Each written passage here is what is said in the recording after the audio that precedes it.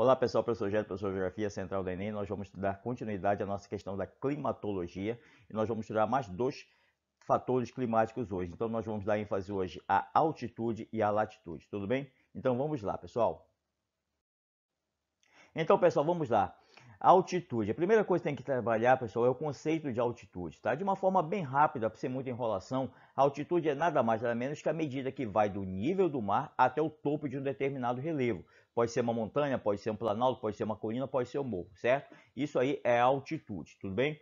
Então, veja bem, é comum a gente notar por aí, nas aulas de geografia, em vídeos, livros, né? Aquela ideia de que quem está próximo à superfície, próximo ao nível do mar, a temperatura é maior e quanto maior for a altitude, a temperatura vai caindo. Isso é verdade, certo? Então, são grandezas inversamente proporcionais. Altitudes menores, temperaturas maiores, altitudes maiores, temperaturas menores, tá?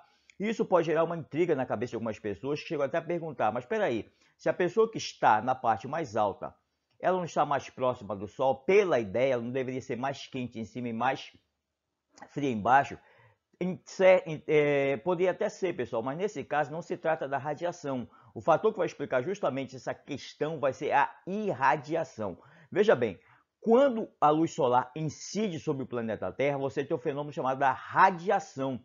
E a partir do momento que a Terra absorve parte desse calor e faz com que boa parte volte para o espaço, é essa volta que é chamada de irradiação. Então, para quem está próximo ao nível do mar, vai estar muito mais próximo justamente desse momento da irradiação com mais consistência, com mais incidência. Então, daí dizer porque a pessoa sente com maior intensidade esse calor, certo? E à medida que essa irradiação ela vai subindo, ganhando altitude, ela vai perdendo força, fazendo com que nas áreas mais altas essa irradiação se torne menor, a intensidade do calor se torne também menor e, consequentemente, você tem o quê? Queda de temperatura, podendo até formar áreas mais geladas e até formação de geleiras também, tá? Como é o caso dos Andes aqui na América do Sul e como é o caso do Himalaia no continente asiático, tudo bem?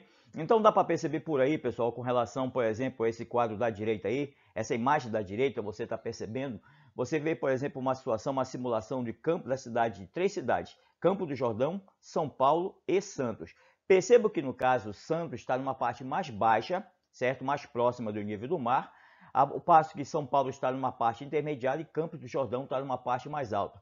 Perceba que quando, à medida que vai ganhando altitude, a temperatura vai caindo. Você começa a perceber justamente uma situação de grandezas inversamente proporcionais. Quanto maior a altitude, menor é a temperatura. Isso significa dizer que Campos do Jordão, por estar numa altitude maior, é justamente onde a incidência maior de temperaturas baixas, ou seja, é justamente a cidade que vai receber com menor incidência a irradiação solar, que é justamente aquele calor refletido do planeta Terra de volta para a atmosfera. Ao passo que a cidade de Santos, por sua vez, numa situação contrária, por estar mais próximo ao nível do mar, vai estar justamente próximo ao processo de radiação e a partir daí você começa a perceber um processo de mais intensidade de calor e, consequentemente, uma temperatura maior, tá? Uma outra situação também que a altitude interfere, pessoal, é na pressão atmosférica, tá?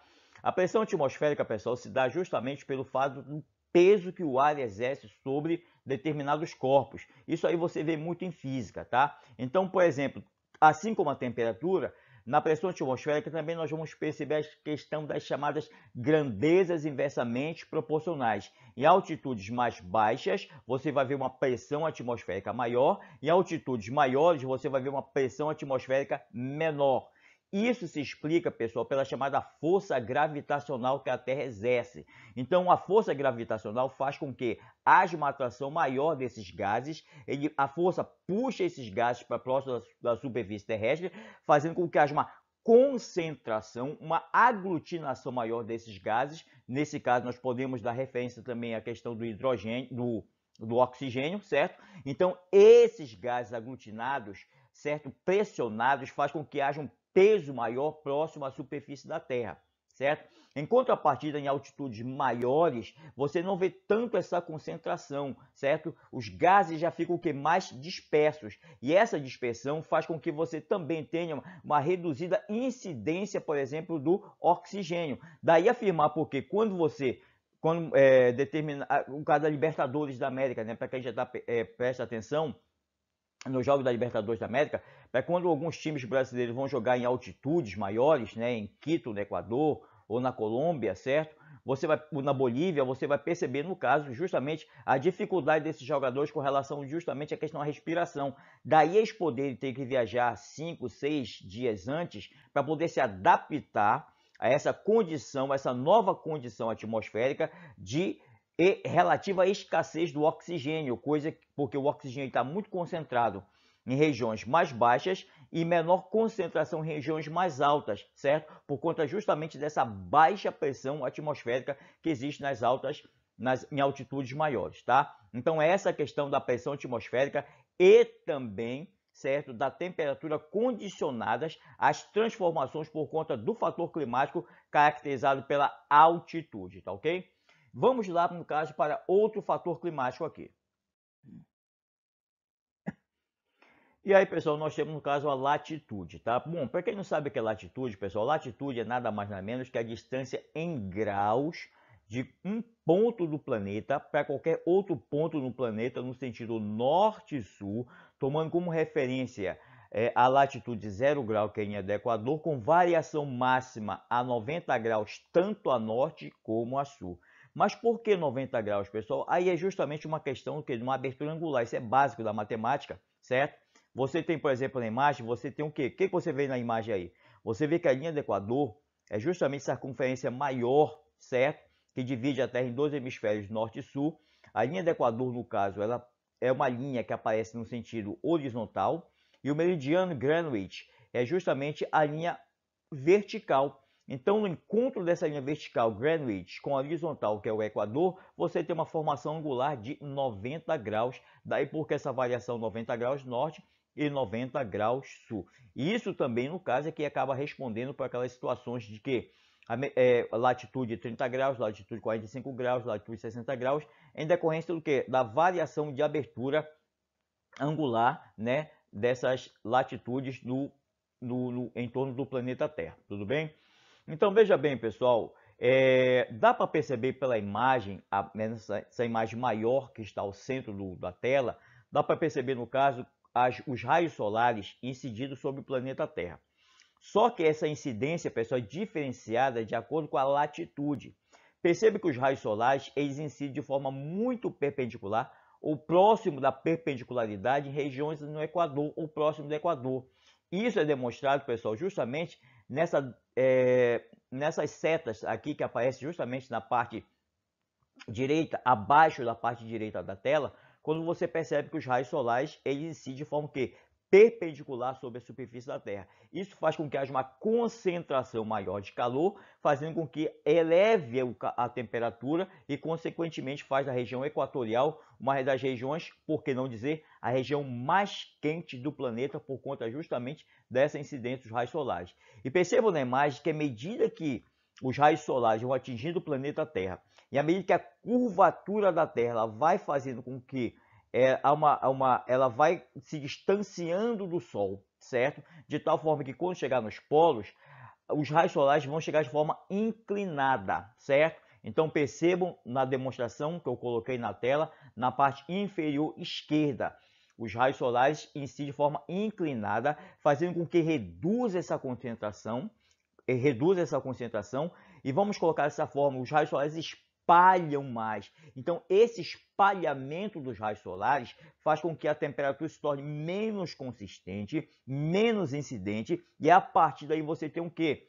As temperaturas se tornam o quê? Mais baixas, formando até situações de formação de geleiras nas regiões polares, que está próximo ali ao chamado 90 graus, tá ok, pessoal? Então, veja bem, é como se fosse também, tal qual o fator climático que foi citado anteriormente, também se retrata através das chamadas grandezas inversamente proporcionais.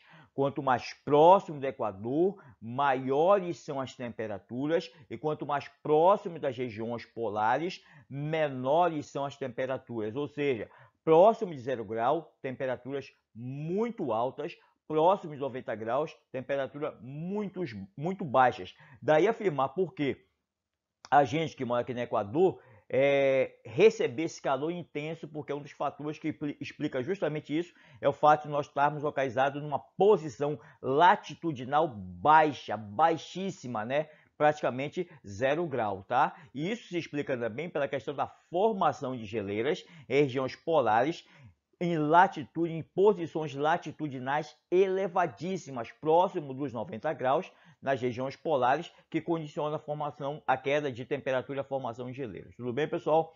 Então, olha, uma outra situação que eu ia acabando que eu ia esquecendo com vocês, é com relação justamente a essa outra figura que está no centro da tela.